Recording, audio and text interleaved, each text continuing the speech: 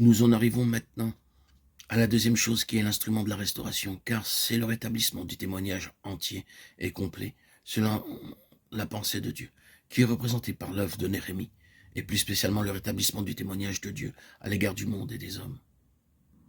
Ce que nous avons en Esdras et en Néhémie est le témoignage de Dieu touchant son Fils Jésus-Christ, dans une triple signification. Le témoignage concernant la croix dans l'autel, le témoignage concernant l'Église dans la maison, le témoignage à l'égard du monde, des nations et des hommes dans la muraille. Christ est au centre et Christ est à la circonférence. C'est la plénitude de Christ du centre à la circonférence. Ce que nous avons ici concerne tout particulièrement la muraille. La muraille représente la séparation quant à ce qui est de Christ et qui n'est pas de Christ. Quant à ce qui est selon le Fils de Dieu et qui n'est pas selon le Fils de Dieu. Car la muraille est la limite, la ligne de démarcation, quant à ce qui est à l'intérieur du témoignage de Jésus et à ce qui est extérieur à ce témoignage. Ce sont là des remarques générales dont l'intention est de nous aider à saisir toute la portée de ce livre de Néhémie. Cela dit, nous arrivons à ce deuxième aspect de l'instrument du rétablissement à l'homme lui-même, à Néhémie. Souvenons-nous de ce que Néhémie représente, ce qu'il était en son temps. C'est ce que Dieu cherche à obtenir à la fin de cet âge.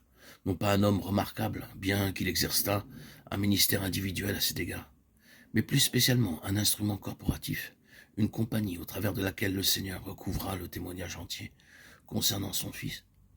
Ainsi, ce qui nous est dit de Néhémie trouve en tout temps son application en vue d'un instrument semblable.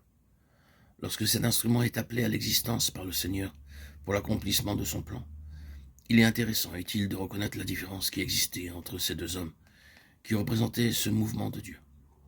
Esdras et Néhémie, nous pourrions le dépeindre à peu près de cette manière. Esdras avait davantage le caractère d'un prêtre, tandis que Néhémie avait plutôt les traits d'un prophète. Si vous laissez votre pensée s'arrêter sur la parole à l'égard de ces deux termes, vous comprendrez ce que j'entends. Esdras était un homme plus calme, peut-être plus paisible que Néhémie. Nous pourrions dire qu'il était un homme plus doux que Néhémie.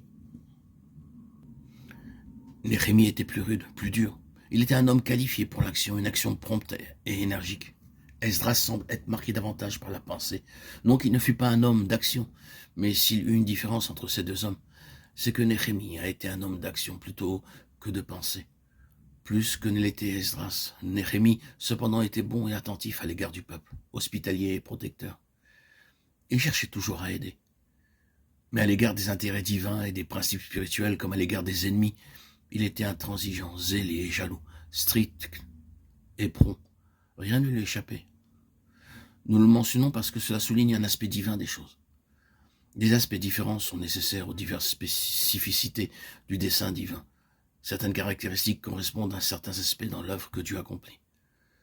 Pour Esdras, qui est l'instrument qui doit construire la maison, l'orner et l'embellir, il faut de la quiétude. C'est ainsi que nous trouvons en lui une sérénité, un amour qui édifie. Mais lorsqu'on en arrive à la question des éléments étrangers, profanes, hétéroclites et hostiles qui ont pénétré les choses de Dieu et qui ont conduit le témoignage de Dieu dans la ruine et le discrédit, et lorsqu'il s'agit d'affronter les forces qui s'opposent au nom et à l'honneur de l'Éternel, on passe de l'amour qui édifie au combat dans les lieux célestes. Autrement dit, les circonstances font passer du premier chapitre des Éphésiens au dernier. Ce sont ces traits différents qui sont développés dans Esdras et Néhémie.